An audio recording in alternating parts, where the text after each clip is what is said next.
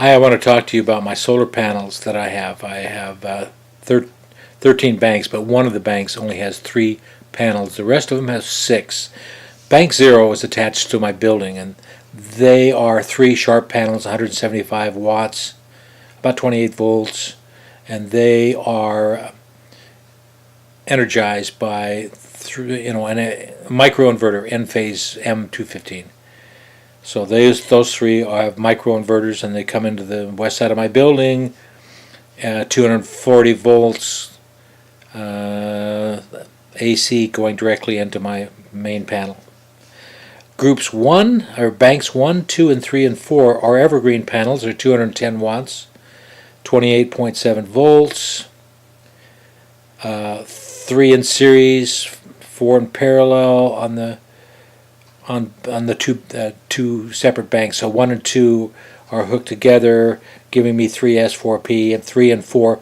They used to have them separately, running into 2 separate charge controllers, but now I've got them all going into one. So the charge controller in a full sunny day, it's an FM80 Outback, and it is a 80 amp, and it'll peak out a little over 4,000 watts. Even though the panels will produce more than that, that's as far as the charge controller will output. And the reason I did that, I used to have 2 FM80s, and I needed that other FM80 on another panel, another inverter I'll tell you about shortly. So those go into a battery bank. There's 32 6-volt batteries, lead acid batteries, golf cart batteries. I have them in 2 banks, 2 separate banks, but now they're tied together, going into the Outback Radiant GS80 48, which means 8,000 watts at 48 volts.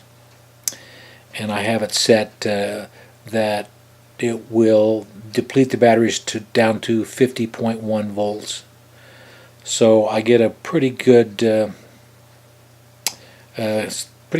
kilowatts. But the disadvantage, which I found when I initially started this 3 years ago, I thought lead acid was the only way to go. But now I regret even having them. I wish all would be lithium-ion batteries, because you can do, the most you safely can take out of a lead-acid battery is 50%. So that 20 kilowatts of power that those batteries produce, I can only safely, even 10 kilowatts sometimes, I only take 5 kilowatts a day. So the next banks are 5 and 6. Those are sharp panels, just like the ones on the side of the building on Bank 0. There are 5 and 6 have 12 panels. They're in series. All 12 of those panels are in series, and they go to a Sunny Boy 2100. And they produce, on say solar noon, somewhere between 1870, 2,000 watts. Banks 7 and 8, they have TE, Towards Excellence, a weird name for some Chinese panels. They are 315 watt, 36.81 volts, and there's 12 of those. And those are idle right now because I have not done anything with them. I haven't decided if I'm going to put those in my Xantrex 3300 watt inverter, which is a series inverter, string inverter. Let's go to number 9. Stop at 9, because that's a weird one. That's a bunch. There are 4 evergreen of those 210 watt, and they have microinverters, and they run directly into the building also at 240 volts AC. There are 2 Sun Edisons, and that goes with bank number 10, which is there are 4 there. So there's 6 on bank number 10. And 2 on bank number 9, and I have those running 4S2P, and they go to my Sunny Boy 2500, and they produce somewhere between 2,000 to 2,400 watts, kilowatt hours. That's an hour, by the way. So, and let's say solar noon, they would produce. They do very well. And now the last two banks are SunEdison's, and they are 335 watts, 11 and 12. I have the big 6-panel. Bank 11 and 12 are divided into two, and they are 3S, 2P.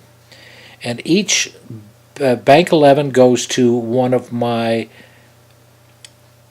they go to my FX 80, the one that I took off my Radiant, and I put it on there. That's the, let's see if I can think of the correct word. That inverter is a 3524, but, and then the other panels, that's a 3524, so in other words, it can produce 3,500 watts. And the interesting thing about these, I have taken these into a load panel, which means they're totally off grid. I have grid power going into the in, and on the out, I have it going into a load panel, and they are presently running my heat pumps, my 3 heat pumps that I have in this house. And they have not changed a volt. I mean, 1/10 of a volt I lost one night.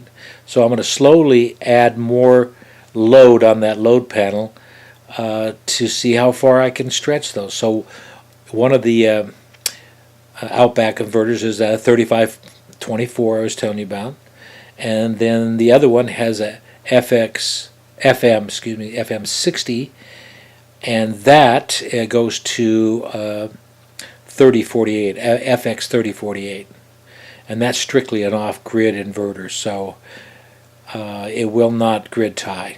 So that's one of the reasons I created this load panel, which is a good idea, because all the wattage, you know, I almost have 17,000 watts of power that they have the potential. But I figure that you got your line loss, some of them are 150 feet away from the building, your line loss, I'm thinking that we're losing about between 20 and 25%. So I'm thinking 25%, because you lose something through your inverters, 3, 4, 5% depending on the inverters. I have really good inverters. They're usually 95% efficient. Some of them, you know, some of the Chinese ones are like 87, 85% efficient.